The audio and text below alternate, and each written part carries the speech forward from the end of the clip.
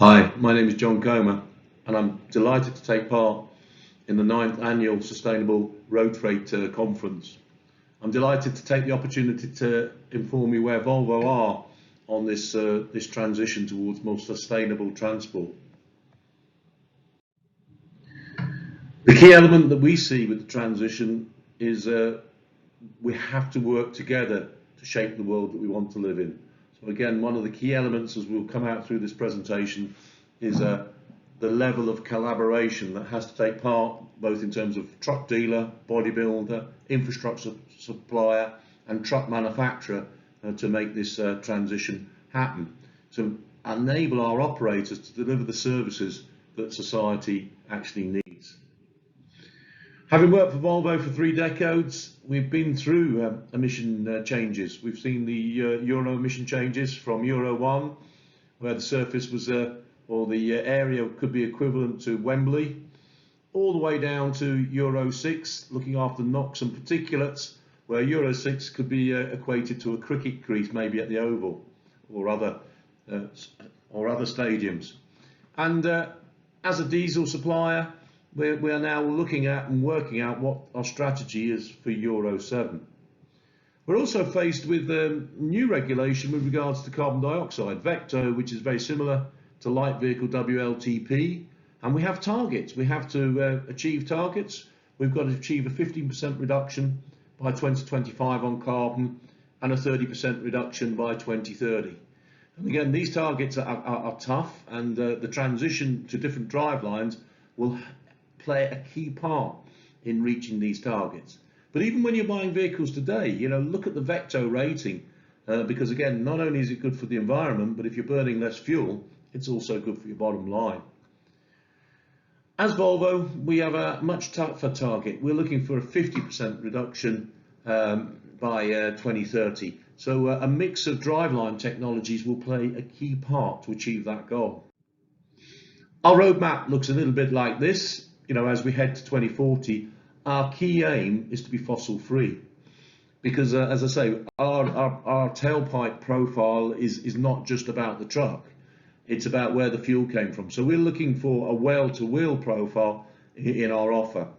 And as a global truck manufacturer, different countries will be transitioning at different times. So we will have a 3-string approach to drivelines, as you can see here.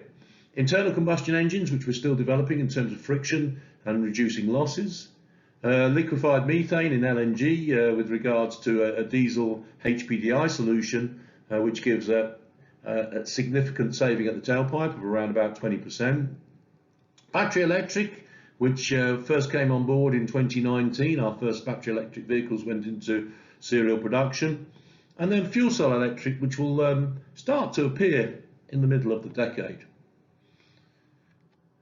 We understand that the UK during COP26 made the statement that there will be no non-zero emission HGVs below 26 tonne by 2035, and we are working on solutions for that now.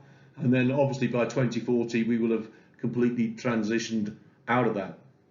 But again, a lot of that depends on how technology develops over this period of time as to whether we can meet those targets. But as I say, our transition is still a 3-pronged attack. When we consider adopting electric trucks into operation, we have to do a full assessment with the customers. It is a truck. It has to be safe. It has to deliver within the legal demands that are placed on the vehicle in terms of operation, particularly payload and axle weights. So this particular tractor unit, as you see here, typically as a diesel weighs 7.5 tonne, but as an electric weighs just over 10 tonne. So we have to consider reacting the unladen weight and the loss of payload that brings.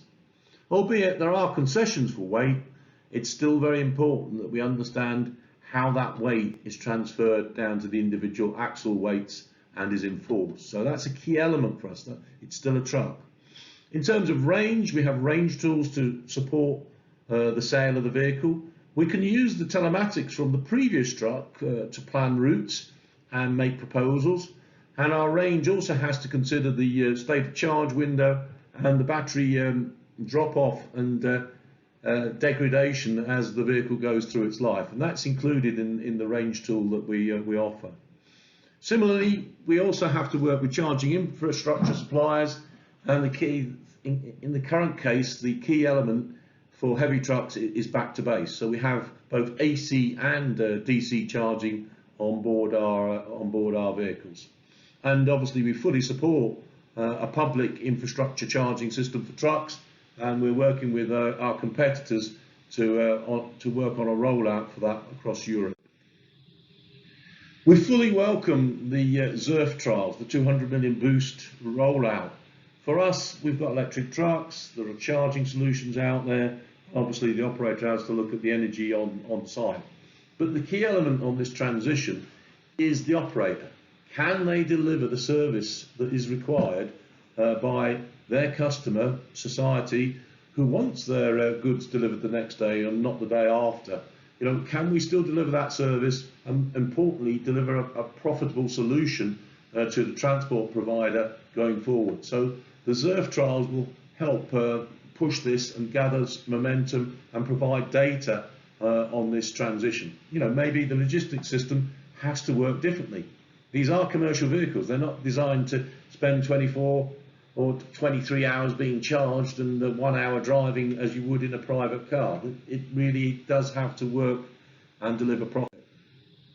The truck itself has transitioned. The key element is the batteries. The batteries are heavy. We call them energy storage systems. They're fitted on the side of the vehicle. A lot of people think that by taking the engine away, we'll have plenty of space under the cab to lower the cab, but that's not strictly the case. We still have to have the compressor for the suspension and brakes. We have to have the inverter and charging systems. We have to have power takeoff. We have a cooling and heating system for the batteries. So the chassis is still very full. We adopt a central motor position, and we have a 2-speed or 12-speed gearbox depending on the weights. So again, the truck is very, very similar to the diesel in terms of some of its main architecture, but space and weight is at a premium on the chassis. So it's an interesting transition. And the key element for us is we have to be able to offer this on a 4x2 tractor, 6x2 tractor, and an 8x4 rigid for a tipper. So it's not just a simple solution as it would be with a car. You can see here probably better the layout, that we can do various configurations. So basically we have 540 kilowatt hours on board. With our tractors, we have a 70% state of charge window, and we can have up to 6 batteries, or we can reduce a battery and match payload, because each battery is around about half a ton. So and we still have a 12-speed gearbox to deliver it to the rear wheels, with 3 motors supplying 490 kilowatts. As I stated, time is the key issue, making it work. And one of the beauties of diesel, if there is any, is that diesel is so good with regards to energy density. So again, you know, typically our electric vehicle or electric tractor will do 300 kilometers. We can do that with 100 litres of diesel. And you can see that the infrastructure is in place. It takes a relatively short time to fill the tank. We could also do it with 70 kilograms of LNG. We could probably do it with 100 kilograms of hydrogen. But when it comes to batteries, it's 3 ton of batteries, and again, quite a long charging time, up to 2 hours DC and 10 hours AC. And again, in terms of energy on the vehicle, some of the fuels that we will carry will be cryogenically carried on the vehicle, so there's energy in the fuel as well. We discussed weights. Weights are critical to truck operation in terms of productivity and payload to deliver the services we need. So we welcome an increase of 2 tons for zero emission vehicles, but the key element for us is making sure how we react that on the vehicle. And the ZERF trials again will be a key element to work out how we work with the semi-trailer system, where we have 3 semi-trailers to 1 tractor unit, and the semi-trailer is part of the warehousing system within the logistics chain. So how we interchange trailers and cope with the different weights that go through the pin will be interesting. Because today we have an 18-ton tractor, we can obviously go to 20 tons, so we could increase the pin weight, but we also have to consider the overall weight distribution on the vehicle, and this is where the consultancy is really important, not just in terms of the new technology, but also what we do with existing diesel customers today. In the UK, we have 44 tonne as the maximum weight, but there is no increase on 44 tonne on 6 axles. So again, the key element for 44 tonne is getting the energy on board. So we end up with a very long wheelbase tractor to get the batteries on board. We're limited to a 10.5 tonne drive axle, so we're running over weight and over length. So we can see the market transitioning to a 4x2 tractor on 5 axles at 42 tonne to get a grip on the distribution system and also on the range. Another key area for us is that only 70%. Whenever you see trucks, they're always aerodynamic, long, beautiful semi-trailers, but 30% of trucks that are out there provide services. They have some sort of power takeoff, and that power takeoff demand obviously comes from the diesel engine today. So here's a case with the tipper where we traditionally have a 4-axle vehicle. Again, in terms of getting energy on board, we've gone for what's known as a trident, where we put 3 axles at the back and 1 axle at the front. So we get a slightly different weight distribution. And as a tipper, payload is crucial. There's no pallets involved in tipper load, so what you carry is what you get paid for. So there is an issue with regards to the incentive on 4-axle trucks. There is none. There's none in Europe and there's none in the UK. So we really need a 2-tonne requirement applied to this, albeit we will struggle with axle weights. And we have trucks working today. This is one of our rigids, which will be available from spring in production. This one's on trial in an iron ore mine in Kiruna. One of the beauties of working this vehicle underground is no emission and obviously the noise level. But again, in terms of the tipping structure, we also have to build that into our electric range simulation too. Here's another example where we built an electric truck, this time with a high-powered crane. So again, in terms of operation, we need to look at the PTO demand, and we're working with bodybuilders in terms of the hydraulic and energy losses for the additional equipment that are being carried to support the transition. And we're really proud that we have a complete vehicle solution. And this is Roger Arm, our Managing Director, in August going down the line in Sweden, watching the new electric tractor units go down exactly the same production line as the diesel vehicle. So the beauty of the engineering into the truck is one thing, but the beauty of the engineering into the industrial systems to allow the process to build the truck is also key to ensure that the transition occurs. And one of the key elements, as I said already, by spring next year, we will have a full range of vehicles. So again, a full range. So in terms of range anxiety, there is a truck to suit you, whether it's a 4x2 rigid, an 8-wheeler for a tipper, or a tractor unit. So that's something we're really proud of, being first to market with a full range. Not just here in Europe, but also with our bonneted ranges in the US too. So as a global player, we're doing the transition on a global level.